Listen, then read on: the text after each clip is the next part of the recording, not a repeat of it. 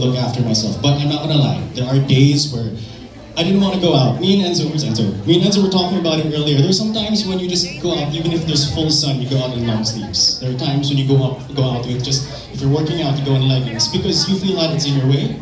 You feel that it's stopping you. And actually today, the reason why I wore this is that sometimes I'll put makeup to hide it, and I do have eczema right here. So it's a hindrance a lot of times, but you have to stop viewing it that way. It doesn't mean you have it.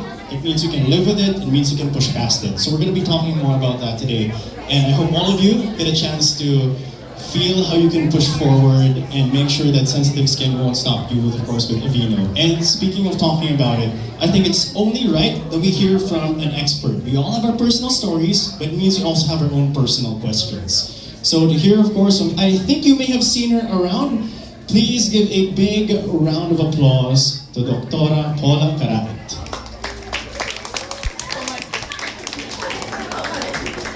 Rika, your portion's later.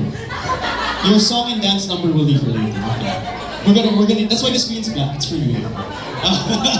Kidding aside, again. So this is always fun because we see a lot of people who come to these events, sensitive skin sharers. We see a lot of you who have had this journey. It's always nice to see new and familiar faces as well. But we're going to be having an interactive game with all of you here, and this is how it's going to go.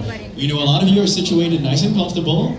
We're going to ask a question, and all you have to do is raise your hand if you think it is a fact, if it is false, if it's a myth. But here we go with Doc, of course. Doc, why don't you say hi to everybody here who hasn't had a chance to meet you yet? Hello everyone, we're jam-packed today. Thank you for coming to the Aveeno's event. So we're debunking, of course, sensitive skin myths. So before I have Doc answer, who here thinks that you only get sensitive skin if you have allergies or a skin condition? Hands up. If you only see symptoms. Wow, people have done their research. Alright, so you are generally part of the sensitive skin family. Okay, so Doc, kindly elaborate for us. So, correct. So no one Yes, raised their yes, hands on nag-research ka. Yes. So it's correct. So not only people who are sensitive, who have allergies, can be considered sensitive. No? So actually, sensitive skin is the reaction of the skin. So it's a reaction response of the skin. So it's not something that you'll just get. Okay? So ibig sabihin, anyone can get it. So it's a reaction of the skin from the environment or for whatever you're applying on it.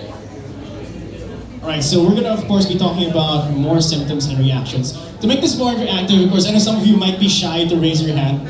Let's just scream true or false. We're all friends here. We're all part of the same family. We all know each other. Your proper question is, if your skin isn't red or flaky, it's not sensitive. True or false? I want to hear it. True? False? Sean, Enzo. False? True? False. Okay, a lot of false here in the middle. A little bit of true here on the left side. Is it true or false? Go. So it's false. So your skin isn't. It's not only it doesn't mean that you're sensitive if you have red or flaky skin. So the red and flaky skin, it's a symptom that you see. So when you have sensitive skin, you also feel it. Okay? So when you're sensitive, you can have nothing. There's nothing on your skin, but it's itchy, it's dry, it's flaky. So that means you're having a sensitivity reaction also. Which leads us to our next thing, and this is a problem I had. I was always reactive instead of proactive, and I'm sure a lot of us have experienced this. Which leads next question, of course. You only need to treat sensitive skin when it flares up. True or false? True. You're already true with this family, right? So Doc, please elaborate. Yeah. So you do not. So the trick word here is only. So you do not only treat sensitive skin when it flares up. So it's better that you already put something so that to prevent the reaction itself. So like for example, in sensitive skin conditions, especially those with skin asthma or atopic dermatitis, it's better that you already take care of your skin so that when it does flare up, it lessens the reaction. Speaking of reaction, some of us are very reactive when it comes to our skin, but I think there's a certain, well, this is for me personally, I always was under the impression that if you have sensitive skin, if it's oily and the like, you shouldn't moisturize. Now, this is more for me. I want to ask Doc, is this true or false? So you're not gonna ask them anymore? No, because they already seem. These two people here in front or three people already answered. Answers already here. We're gonna answer them. I'm gonna bring them to the next question afterwards. Okay. So the question is, should you avoid You should avoid moisturizers if you have sensitive or or oily oily skin. skin? Actually, no. So we Filipinos, because we're generally oily compared to the Caucasians, so that's a good thing. So huwag kayo ma-feel bad if you're oily, because that means you have a lesser tendency to age. Caucasians age faster because their skin is dry. Okay? So the usual thinking is that we do not need moisturizer anymore because we're oily. So it's the other way around. So oily skin and those with sensitive skin need to actually moisturize, because what happens is we always want the skin barrier to protect our skin. So what's the skin barrier? It's our skin. So our skin is made up of I'm not going to be too technical about it, but for you to better understand, I always compare the skin to the wall. Okay, so what's the purpose of the wall? So the wall protects us from the outside, correct? So it protects, supposedly the skin protects us from the sun, from harmful bacteria or virus or fungi. So that's the purpose of the skin. So like the wall has cement and hollow blocks. So you have that also in your skin. It's made up of cells and oily component that should be cemented so that your skin can function well. So the problem is when you have sensitive or oily skin, that skin barrier is not functioning well. So what will you do? So to maintain that natural protection again, you have to have moisturizers. I think it's not that you don't need to moisturize, it's having the correct moisturizer. Yes. So, which brings me to my last question before we have a very special portion to share with everybody here. And I'm sure you should all get this right by this point.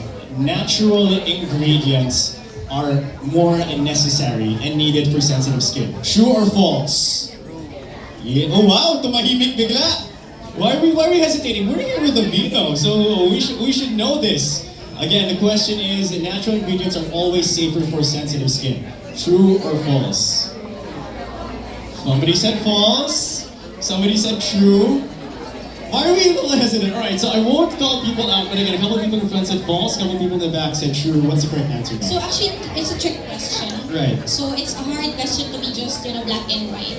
So, but I think in the statement, it's the word always, that makes it on the myth side. Okay. So natural ingredients are not always safer. Okay. So there are natural ingredients, for example, plants that can give you allergic reaction, right? But there are also natural ingredients that are very safe. So how would you know? You always go back to scientific basis. Yes. So there should always be a study about it. So for example, natural ingredients like multivitamins, they're proven already. Essential oils like lavender, it's really proven to relax you. And then we have your oats, that's really proven to help in the calmness of the skin. Well, speaking of oats, of course, that's why Aveeno is so powerful as well. I mean, you can see that sensitive skin in 20 seconds, you'll feel relief from dry, itchy, sensitive skin. You, of course, can see all the science behind it. And Doc will be here, of course, for those of you that have questions. I'm sure a lot of you have your own personal questions, myths that we've been here to debunk, of course. But Doc, are there any, before we let you go, I'm sure a lot of people will swarm you and ask you questions, because she has a free consultation for all of you right there in the back. So while she's here, make the most of it, yes. Doc, give any parting words to our sensitive skin family. So I just want to elaborate the first statement. So you don't get sensitive skin not if you have allergies or skin condition. Of course, there are people who are more prone because you have the genetic component.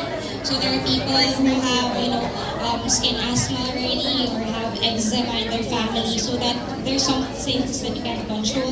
But there are things that you can control, like for example, contactants, the materials that you use, the products that you use.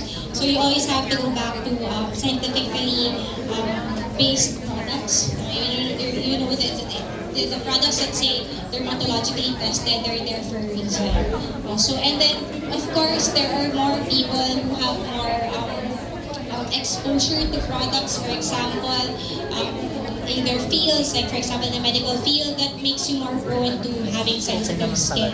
So the parting words is just that sensitive skin is not inborn only, so it can also be experienced by anyone, and that it doesn't mean that when you don't see anything, it's not a sensitivity reaction already. Sometimes you feel it.